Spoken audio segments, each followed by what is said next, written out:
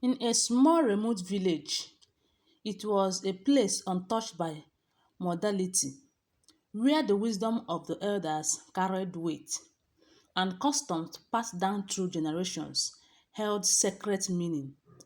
Among these customs were those tied to the delicate balance of life and death rituals that seems unfathomable to outsiders but made perfect sense to the villagers who believed their survival depended on them. One such villager was a woman named Ayana.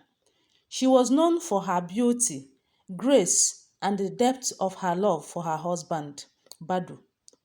They had been married for several years, and their union was the envy of the village. Together, they worked the field, raised livestock, and lived a peaceful life. But as all things go, peace would not last forever. One evening, as the village celebrated a harvest festival, a great tragedy struck.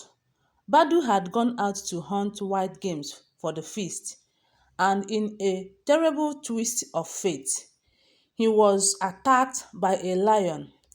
Though he had fought bravely, he sustained a deep, piercing wound on his leg before other hunters could scare the beast away. The village elders quickly gathered to assess the damage. The wound was ghastly. It oozed and smelled of rot. Badu lay on his bed, writhing in pain, feverish and pale. The village healer tried every known remedy, herbs, poultices, incantations, but nothing seemed to stem the tide of infection that was slowly consuming him. As the days passed, Badu's condition worsened. Desperation spread through the village like wildfire. The villagers whispered among themselves, recalling old stories, ancient cures, and superstitions. The elders convened in secret, debating whether or not to invoke a ritual that had not been practiced in living memory, a ritual that was said to have the power to heal wounds when nothing else could, but a great cost. On the third night after Badu's injury, the elders called for Ayana. She entered their cycle, her heart pounding with fear. The leaders of the council, an ancient woman named Mama Kendi, spoke in a grave voice. "The spirits of our ancestors have spoken," she began. "There is only one way to save your husband's life now, and it falls upon you, Ayana." Ayana knelt before the elders, tears welling in her eyes. "Tell me, Mama Kendi, I will do anything to save him." The elder's eyes softened, but her voice remained firm. "There is a ritual, one older than any living soul in this village. It was passed down from the time when our people first learned to survive in this harsh land. It is said that the bond between husband and wife can be the source of great power. If a wife truly loves her husband, she may take upon herself his suffering and pain to heal him.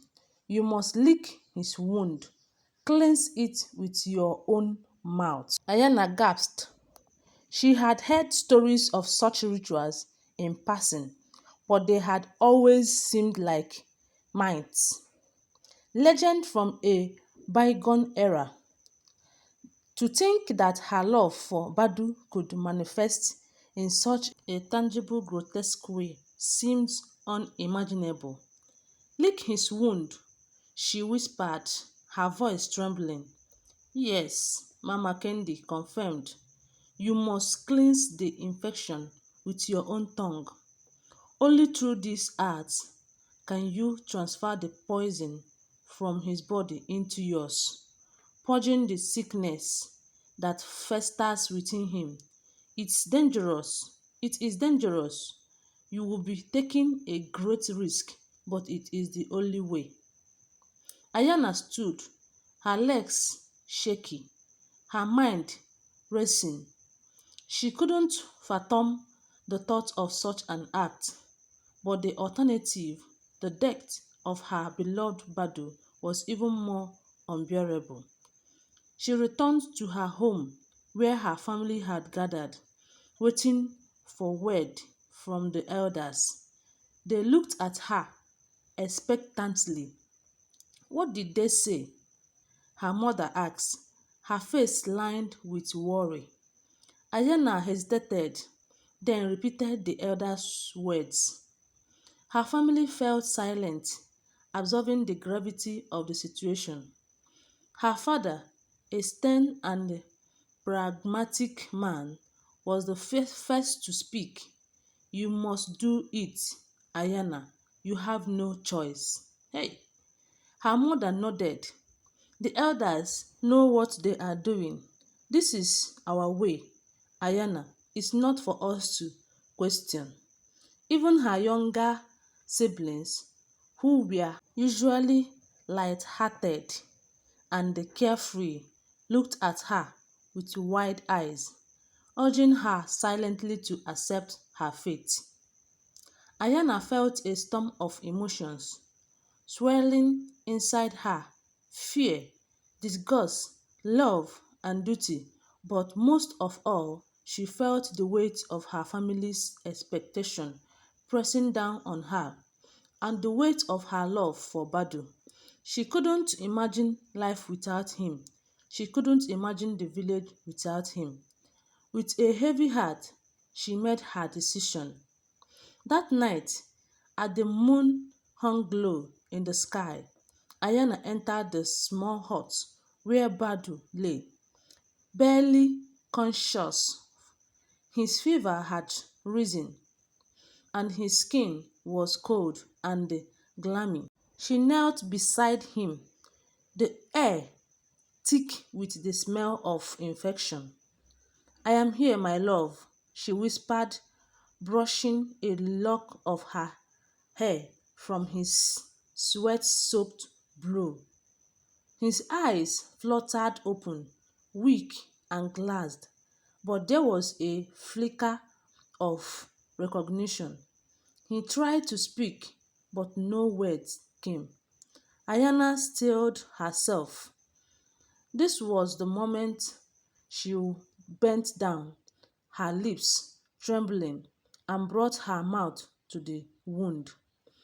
The smell was overwhelming: decay, rot, and the acrid tang of blood. She gasped but forced herself to continue. Slowly, carefully, she began to lick the wound, her tongue sweeping over the torn flesh. With each lick, she felt a strange energy pass between them, as though she were drawing the sickness out of him and into herself. The pain in her heart was unbearable, but she kept going, tears streaming down her face. She whispered prayers to the ancestors, to the spirits of the land, to anyone who might be listening. For hours she stayed by his side, cleansing the wound, until finally Badu's breathing steadied and her fever broke. Exhausted, Ayana collapsed beside him, her body itching, her mind numbed from the ordeal. When the sun rose the next morning, the village awoke to the news that Badu's condition had improved. The infection was gone, and his strength was slowly returning. The elders declared the ritual a success, and the Ayana was hailed as a heroine. But Ayana's victory came at a cost. Over the next few days, she began to feel the effect of the ritual. The sickness she had drawn from Badu had taken root in her own body. Her strength waned, and she became bedridden, just as Badu had been. Her family cared for her, and the village healer worked tirelessly to keep her alive. In time, Ayana's body fought off the infection, thought it left her weakened and scarred. She had saved her husband's life, but in doing so, she had given up a part of herself. The villagers spoke of her sacrifice for years to come, a testament to the power of love and the mysterious way of the ancestors. And though Ayana would never forget the night she licked her husband's wound, she knew deep in her heart that she would do it all again if it meant saving the man she loved. Ayana's body slowly healed, but the toil of the ritual lingered in ways she hadn't anticipated.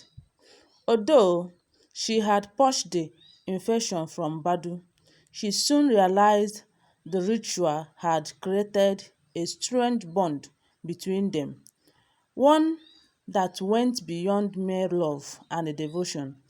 It was though they share not just their life but their very essence. Her strength became tied to his, and his will being hers. For a time, life returned to normal. Badu regained his strength and was once again able to walk in the field. They lived happily again and enjoyed their marriage. I hope you love the story. Please don't forget to like, comment, and share. Love you guys. Bye.